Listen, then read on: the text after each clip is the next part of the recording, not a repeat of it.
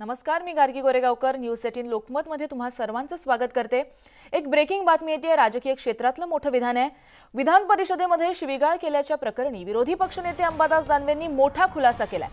मी कोणतीही दिलगिरी व्यक्त केली नाही असं अंबादास दानवे यांनी म्हटलंय। पक्षप्रमुखांनी दिलगिरी व्यक्त केली होती, मात्र मी दिलगिरी व्यक्त केली नाही असंही ते म्हणाले।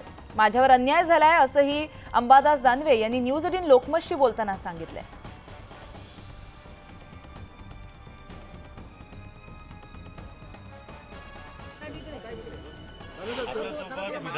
आपल्यासोबत विधान परिषदेचे विरोधी पक्षनेते अंबादास दानवे साहेब, टीम इंडिया जिंकलेली आहे। काल मुंबईकरांनी मोठ्या जल्लोषात त्यांचं स्वागत केलं। आज ज्या टीम इंडियामध्ये 4 प्लेयर मुंबईचे आहेत ते इथे येणार आहेत, विधान भवनामध्ये येणार आहेत। त्यांचा अभिवादन आणि सत्कार केला जाईल। पण ज्या पद्धतीनं पोस्टरबाजी केली गेलेली आहे त्या पोस्टरवरून टीम इंडियाच गायब आहे। मला असं वाटतं चॅम्पियन हे आहेत, हे नाहीत, चॅम्पियन हे आहेत आणि हे आपले दुकान चालवतात। सगळ्या ठिकाणी राजकारण वाटतं किमान हे क्षेत्र तरी सोडलं पाहिजे असं मला वाटतं।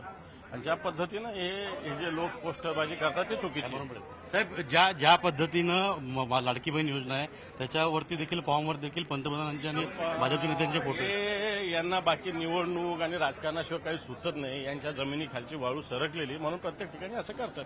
पण निलंबन आपलं जे आहे ते आता दोन दिवसांनी कमी होणार आपण सभागृहात आलाय। झालं, आता मी कामकाज करतो। तुम्ही दिलगिरी व्यक्त केली, एक पत्र लिहिलं? नाही, मी नाही दिलगिरी व्यक्त केली। हे होते पण पत्रामध्ये असं म्हटलंय नाही, असं नाही, मी दिलगिरी व्यक्त करतो। पण तुमच्या पक्षप्रमुखांनी देखील याबाबत माफी मागितली केली, तीच दिलगिरी। तर मी कोणतीही दिलगिरी व्यक्त केलं नाही असं अंबादास दानवे यांनी म्हटलेलं आहे।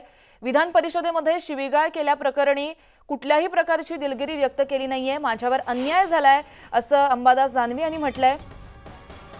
पक्षप्रमुखांनी दिलगिरी व्यक्त केली होती, मात्र मी दिलगिरी व्यक्त केली नाही असं न्यूज 18 लोकमतशी बोलताना अंबादास दानवे यांनी म्हटलंय।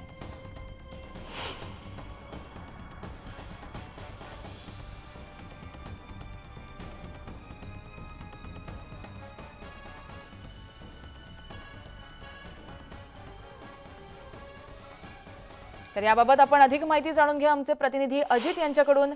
अजित,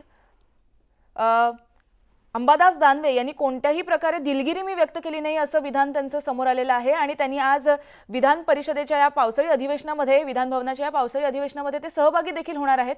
काय सध्याची परिस्थिती आहे?